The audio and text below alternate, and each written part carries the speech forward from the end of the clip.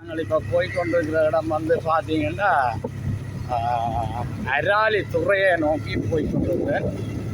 இதுதான் எங்களுடைய கொப்பைக்கடுவா மாத்தையா பாவித்த பாதை. இந்த பாதையால் அப்படி நாங்கள் இப்போ பார்த்தீங்கன்னா இது கொப்பைக்கடுவா போன அந்த பாதை தான் அராலி துறைக்கு போகிறது. இதால் வேலணைக்கு போகிறது மிக கிட்ட இருக்குது. அந்த வேலனை பக்கத்தால் இந்த ரோட்டினும் அங்கால கடற்கரைக்குள்ள போடப்படையில கடலுக்குள்ளால் போட்டால் வேலணைக்கு மிக குறுகின இடத்துக்காக போகலாம். அராலி துறைக்கு போகிறேன்.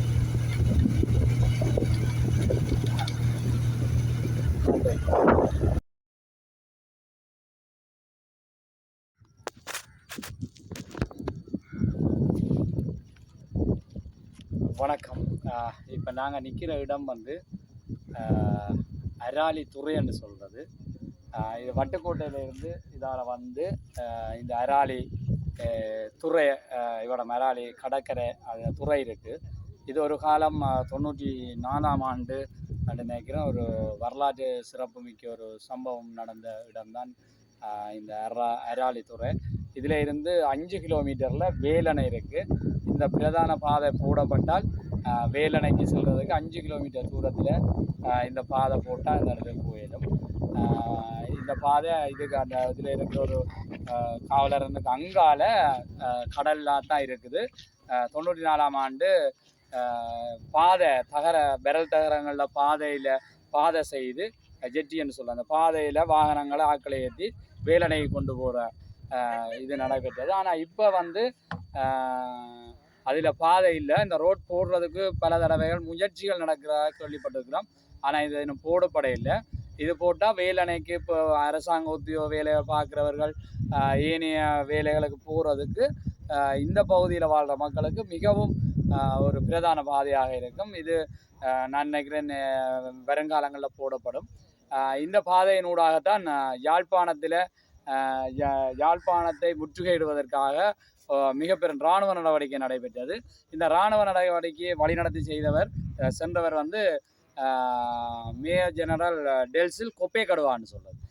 இவர் ஒரு இராணுவ தளபதிகளில் மிகவும் ஒரு திறமையான தளபதியாக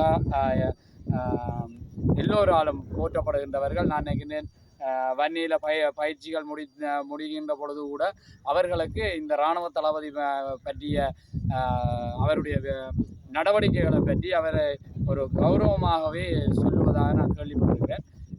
இவ்வாறு அவர் இந்த பாதையினூடாக மண்டதீவுக்கு சென்று நாளை இந்த யாழ்ப்பாணம் என் கையில் இருக்கும் என சொல்லிவிட்டு வந்த வேளையோ அல்லது மறுநாள் சென்ற வேளையில் இதே பாதையில் வேலணைக்கு போகிற அந்த கரையில் அவருடைய வாகனம் நிலக்கட்டுகளில் சிக்கி அவர் இறந்த ஒரு வரலாறு இருக்கிறது.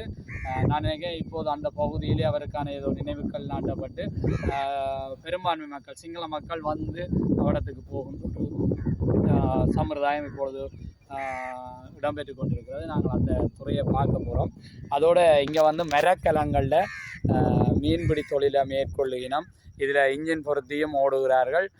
9 இன்ஜின் என்று சொல்கிறது. மற்றது மரவள்ளம் தாங்கி செல்வது. அங்கே ஒரு அன்னையோரால் பாய் மரத்தை போட்டு அதில் போய் கொண்டிருக்கிறார். அதாவது பாய் மரம் வந்து அவர்கிட்ட இன்ஜின் இருக்குது, எண்ணெய் தேவையில்லை, காற்று வீசுறதால அந்த பாய்க்கப்பல்ல அந்த மரக்கலத்துக்கு பாயை அடித்து அவர் அந்த காற்றுக்கு ஏற்ற மாதிரி போய் அங்காலே இந்த ரோட்டு முடிவில் இதுதான் அந்த அராலி துறை.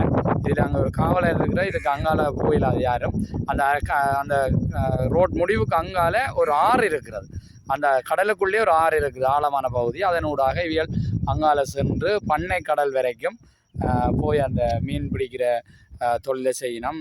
நன்றி. பார்ப்போம். நான் இப்போ கடற்கரையை போகிறோம். நாங்கள் அராலி துறைக்கு தான் அந்த பாதை. இது அந்த அவலாத்தோடு நிற்கிது. பார்ப்போம். வணக்கம். நாங்கள் இப்போ நிற்கிற இடம் வந்து அராலி துறை. இந்த அராலி துறையில் இருந்து அப்படியே மர வள்ளங்கள் எல்லாம் தொழிலுக்கு போகுது. இங்கே ஒரு பாய்க்கப்பல் அன்று சொல்கிற பாய் மரம் என்று சொல்கிறது. அது வள்ளம் அந்த மர வள்ளத்துக்கு பாய் அடித்து இன்ஜின் இருக்குது, பாய் அடித்து அதை தொழிலுக்கு போய் வந்துருக்கேன். இராணுவ